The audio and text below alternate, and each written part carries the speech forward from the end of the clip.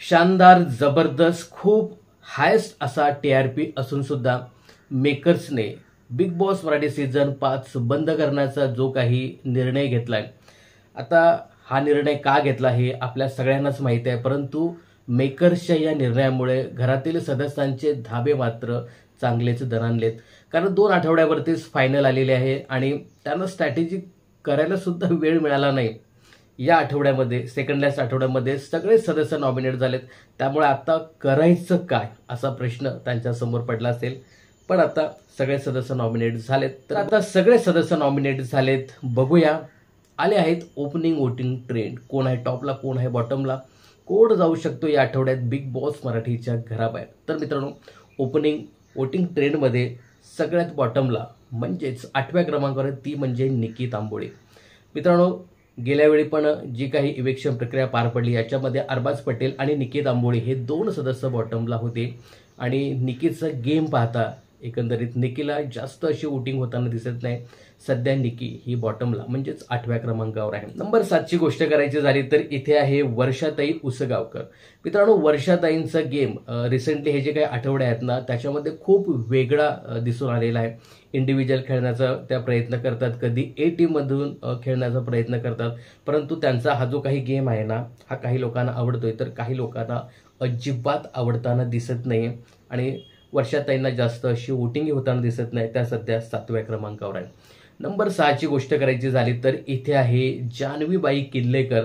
जान्हवीबाईंचा पण थोडासा तळ्यात मळ्यात गेम चालू आहे. पहिल्यांदा टीम ए मध्ये, त्यानंतर टीम बी मध्ये, आता इंडिव्हिज्युअल खेळण्याचा प्रयत्न करतात. जान्हवीला मध्ये 2 आठवडे सपोर्ट चांगला मिळत होता, पण आता सगळेच सदस्य नॉमिनेट झालेत. त्यामुळे जान्हवीला जो काही सपोर्ट टीम बीचा वगैरे मिळत होता तो थोडासा कमी होताना दिसतोय. सध्या जान्हवी डेंजर झोनमध्ये आहे, त्या 6व्या क्रमांकावर आहेत.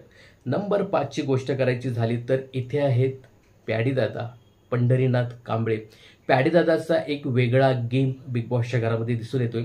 बघा, सध्या प्याडीदादा हे एकटेच असे आहेत की ते निकीला थेट भिडत आहेत. आणि एक प्याडीदादाचा गेम पण सुद्धा लोकांना आवडतोय. लोकांचा सपोर्ट सध्या प्याडीदादाच्या पाठीशी उभा आहे. नंबर 4ची गोष्ट करायची झाली तर इथे आहे अंकिता वालावलकर. अंकिताचा गेम काही लोकांना आवडतोय, काही लोकांना आवडत नाहीये. काल तर मी बरंचसं असं बघितलं की अंकिता ज्या पद्धतीने सूरजला बोलत होती तर बरेचसे लोक अंकिताला टार्गेट करताना दिसत आहेत यामुळे. आणि सूरजला अंकिता पहिल्यापासून टार्गेट करते हे दिसून येते. आणि काल ज्या पद्धतीने ती अभिजितबद्दल पण बोलत होती ना तर ह्या काही गोष्टी लोकांना आवडत नाही. आणि अंकिताचा असा जास्त असा गेम बिग बॉसच्या घरामध्ये पाहायला मिळालं नाही असं बऱ्याचशा जणांचं मत आहे. सध्या अंकिता ही 4थ्या क्रमांकावर आहे. बघा, 4थ्या क्रमांकासाठी इथे प्याडीदादा आणि अंकितामध्ये टफ फाईट पाहायला मिळते. दोघे तुम्ही 4थ्या आणि 5व्या क्रमांकावर सांगितले तरीही चालेल. आता टॉप 3 मध्ये कोण आहे तर मित्रांनो, टॉप 3 मध्ये 3ऱ्या क्रमांकावर आहे तो म्हणजे DP दादा म्हणजेच धनंजय पवार. धनंजय पवारला एकदमच भरपूर सारं वोटिंग होताना दिसते.